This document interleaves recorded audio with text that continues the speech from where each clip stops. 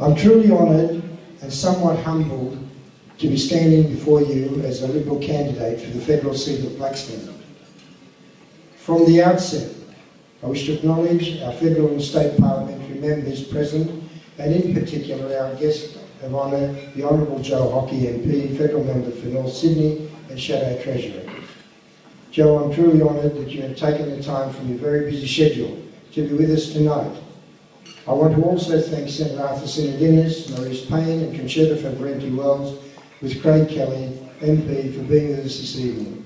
I thank you all for the effort you and the entire federal Liberal Party under the great leadership of Tony Abbott have done. I wish you all, including, if I may say so myself, me and my fellow Liberal candidates present this evening, a great success and successful next election. Tonight, as I look across at the many wonderful faces before me and see the diversity of people around me, I say thank you, Australia. This truly is the lucky country. We are a people bound by sea with a land that has been truly touched by the hand of God. We are rich in resources, but we are richer in its people. We are the envy of the world, not because of what we have, but because of who we are. We are free, we are fair, and we are equal. I've been asked many, many times by people on the street and in homes and in the schools and places of worship, what has motivated you to do this whole political thing at your stage in life? Well, my answer is simple. We owe it to future generations that they have a better life than what we ourselves have. I want my children and their children and your children and the children of your neighbours and friends to live in a country that is free, that is safe, and that is prosperous. We are a nation of people who have come from the four corners of the globe, and where every citizen is not only given a fair go, but are able to aspire and achieve in a country where there is fairness, equality and justice, where the rights of every individual are equal, and where my aspirations and the aspirations of the good aspirations of all Australians are achievable, celebrated, and are for the betterment of us all.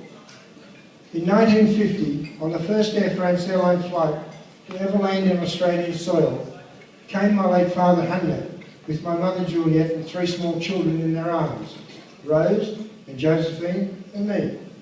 They came with nothing but their faith in that God will provide, their love for us and one another, and the knowledge that in Australia, hard work makes dreams come true.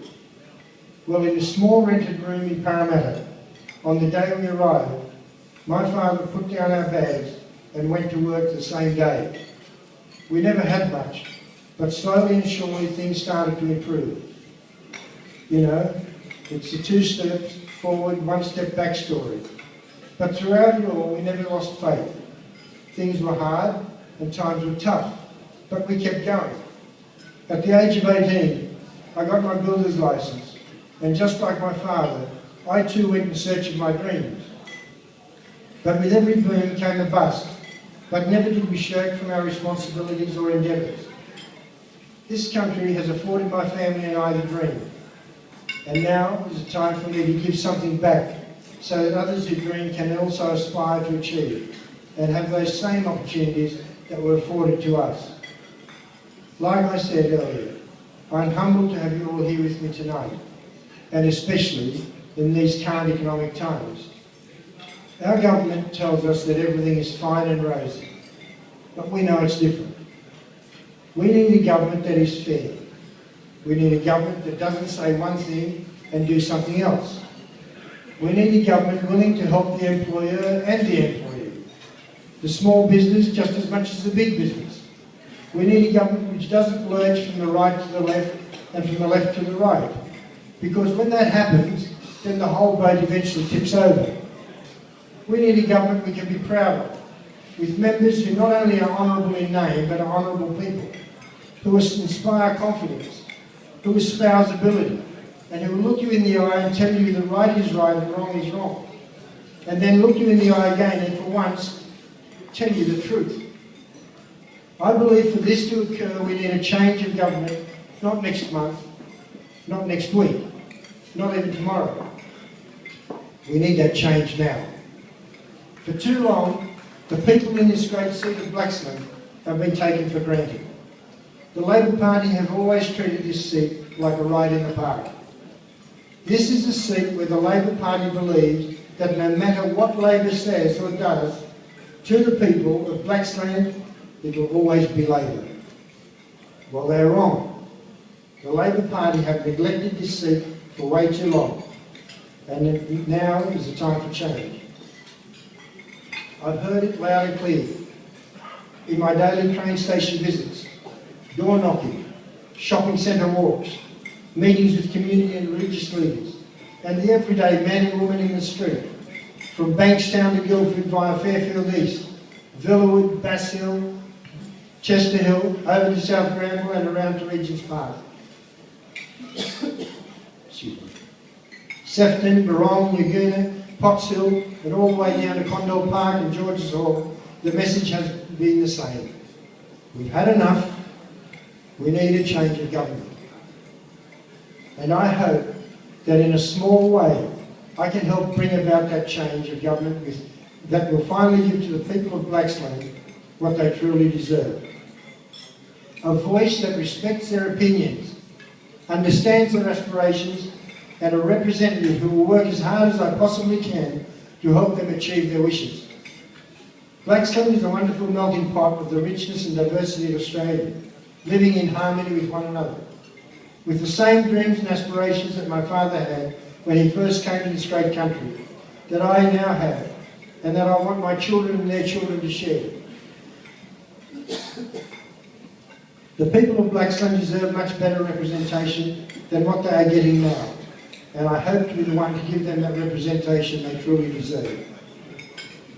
Before finishing, I want to give a special thank you to our MC for the evening, Mr. John Mango, a true supporter, a gentleman, and a pleasure to have around. Thank you, John Mango.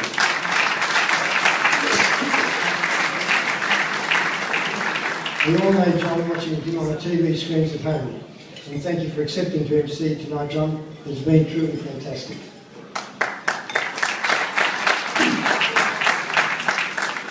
But I also thank all those who have made tonight possible, including the management and staff of the Bellevue Reception Centre, Alex, our musician, our entertainers and gift sponsors.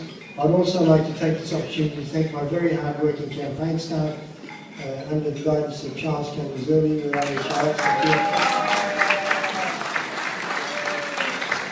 and our dedicated volunteers, all of them. They are fabulous people. Thank you. You will notice on your tables coloured A4 voucher volunteer forms. If you're willing and able to assist on polling day, or on any day leading up to polling day, we'd be grateful for your help and your support. Thank you. Finally, I would like to once again thank you one and all from the bottom of my heart.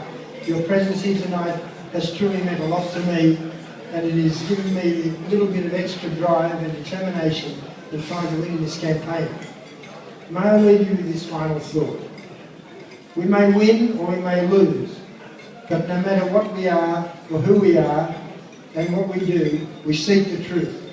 We endeavour to achieve and we aspire to leave behind us something better than we were given. Thank you for being here tonight. Have a great evening, and thank you for your patience. Thank you.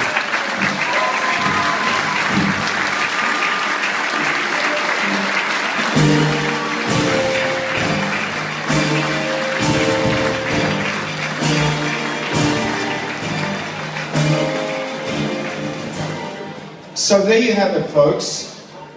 A self-made man who's made a decision that he wants to give.